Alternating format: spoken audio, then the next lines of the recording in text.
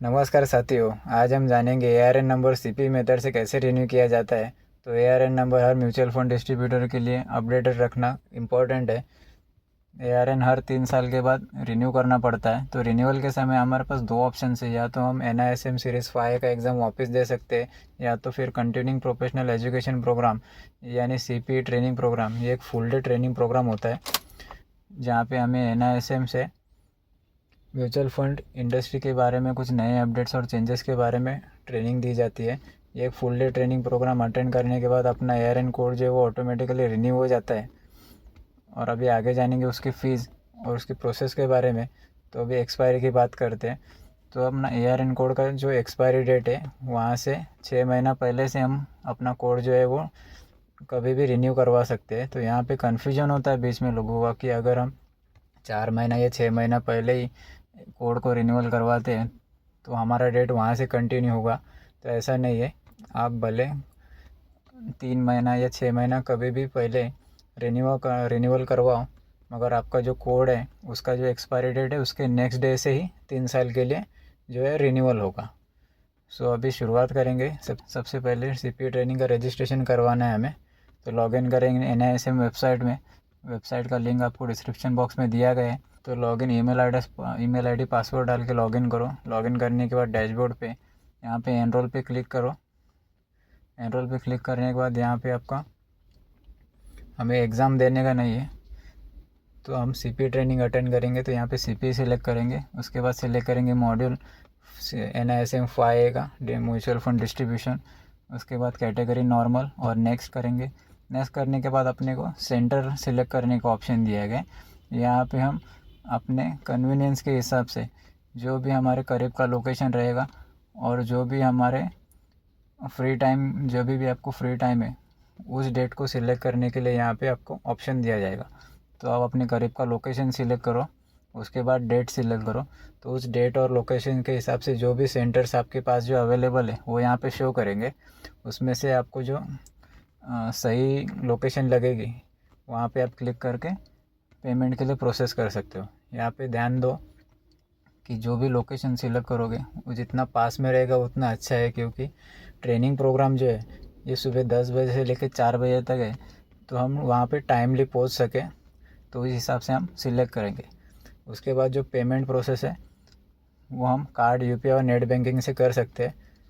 और जो ये ट्रेनिंग का फ़ीस है वो अभी 3000 2 से 2500 होती थी, मगर अब ये फ़ीस को अपडेट किया है। अब ये 3000 रुपया फ़ीस है ट्रेनिंग का फ़ीस।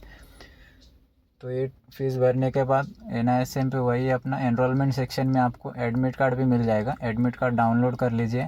इसी एडमिट कार्ड और साथ में एक आइडेंटिटी कार्ड जैसे आधार कार्ड या हो पैन कार्ड हो, उसको साथ में लेके हमें ट्रेनिंग प्रोग्राम के लिए जाने का है। जब भी वो CP ट्रेनिंग प्रोग्राम होगी उस दिन आपको ये आइडेंटिटी प्रूफ लेके जाना है।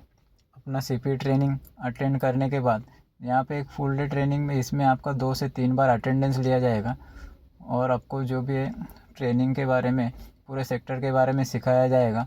उसके बाद ट्रेनिंग प्रोग्राम कंप्लीट होने के 3 से 4 दिन में आपको ईमेल आईडी पे अपना जो सर्टिफिकेट है वो आपको मिल जाएगा। सर्टिफिकेट कुछ इस तरह से दिखता है दोस्तों। सर्टिफिकेट मिलने के बाद 2 से 3 दिन के बाद हम लाइसेंस रिन्यूअल के लिए अप्लाई करेंगे। सो 2 से 3 दिन क्यों रुकना है, क्योंकि NISM का जो भी डेटा है वो एमफी वेबसाइट में आने के लिए 2 से 3 दिन का समय लगता है। इसलिए हम 2 से 3 दिन के बाद एमफी इंडिया वेबसाइट पर लॉगिन करेंगे। सो इसका भी लिंक जो है वो आपको डिस्क्रिप्शन बॉक्स में दिया गया है। तो अभी लॉगिन करेंगे एमफी इंडिया वेबसाइट पे। यहाँ पे आके हमें डिस्ट्रीब्यूटर कॉर्नर में जाने का है।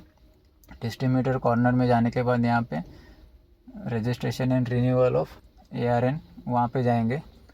वहाँ पे जाने के बाद अगर आपने रजिस्टर नहीं किया होगा तो पहले रजिस्टर कर लो एमफी में। रजिस्टर करने के बाद यहाँ पे लॉगिन और पासवर्ड डाल के लॉगिन करना है। यहाँ पे कन्फ्यूजन हो सकता है कि ARN और EUIN कोड साइड में दिया है तो इसको अलग से रिन्यूअल करना है क्या? तो ऐसा नहीं है। ARN कोड रिन्यूअल करने के बाद ऑटोमेटिक से EUIN कोड भी रिन्यू हो जाएगा। तो अभी लॉगिन पासवर्ड डाल के लॉगिन करो। लॉगिन करने के बाद यहाँ पे अपना प्रोफाइल पेज ओपन होगा। यहाँ पे आपको ARN स्टेटस और एक्सपायरी टाइम पीरियड वगैरह दिखेगा। तो रिन्यूअल करने से पहले यहाँ पे फ़ोटो जो है वो अपना एक बार चेक कर लो। अगर फ़ोटो नहीं डाला होगा तो आपका जो लेटेस्ट फ़ोटो है वो यहाँ पे ब्राउज़ में जाके आप अपलोड कर सकते हो, क्योंकि पहले जो प्रोसेस था उसमें ARN कार्ड फिज़िकल फॉर्म में कुरियर में आता था, मगर अभी जो है डिजिटल फॉर्म यानी ईमेल में अपने को PDF आती है ARN की। तो यहाँ पे जो फ़ोटो रहेगा वही फ़ोटो ARN कार्ड में भी आएगा यहाँ, इसलिए यहाँ पे लेटेस्ट फ़ोटो जो भी आपको चाहिए रहेगी वो यहाँ पे अपलोड करो। फ़ोटो अपलोड करने के बाद वापस प्रोफाइल पेज में आना है। यहाँ पे जो ARN स्टेटस लिखा है, ARN स्टेटस के सामने जो एक्सपायरी डेज लिखे वहाँ पे क्लिक करना है। क्लिक करने के बाद यहाँ पे अपना डिटेल्स ओपन होगा, नीचे स्क्रॉल कीजिए, नीचे यहाँ पे फिर रिन्यूअल का ऑप्शन है, कंटिन्यू विदाउट GST। उसके नीचे फिर यहाँ पे अपने को I want to renew my ARN, उसके बाद नीचे कन्फर्म पे टिक करेंगे। टिक करने के बाद यहाँ पे आपको रिन्यूअल लाइसेंस रिन्यूअल का फ़ीस आएगा। तो ये फ़ीस 1500 प्लस GST यानी कुल 1770 रुपये ये हमें अलग से पे करना है, और वो जो 3000 रुपया था वो ट्रेनिंग का फ़ीस था वो अलग से पे करना है। तो यहाँ पे ये पेमेंट करने के बाद अपने को यहाँ पे पेमेंट स्टेटस का स्क्रीन दिख जाएगा। पेमेंट स्टेटस स्क्रीन दिखने के बाद हम वापस प्रोफाइल पेज पे आएंगे। अभी यहाँ पे ARN स्टेटस जो है वो अंडर प्रोग्रेस करके दिखा रहेगा। तो ये प्रोसेस अपना कंप्लीट होता है। इसके बाद 1 से 2 दिन में जो है अपना ARN यहाँ पे अपडेट हो जाएगा, और साथ में ईमेल में आपको नया ARN कार्ड जो है वो भी मिल जाएगा। तो इतना ही प्रोसेस है दोस्तों। रिन्यूअल से लेके जो भी अगर कोई डाउट है मन में तो कमेंट सेक्शन में बताइए, और वीडियो को वॉच करने के लिए धन्यवाद।